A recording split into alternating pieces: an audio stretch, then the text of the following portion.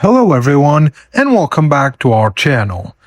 Today we're going to see how to connect Claude code to VSCode.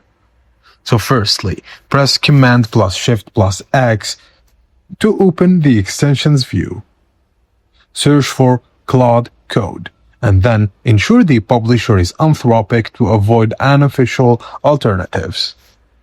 Now click Install and select Trust Publisher and install.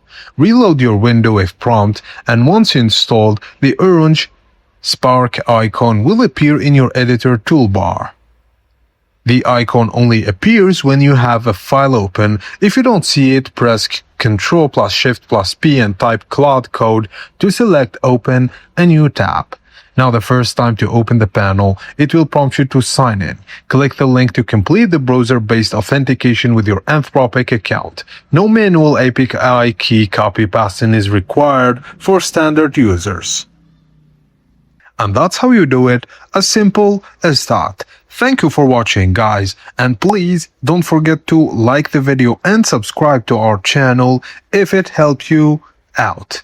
Let me know in the comments below what should I do next, and I will see you on the next one.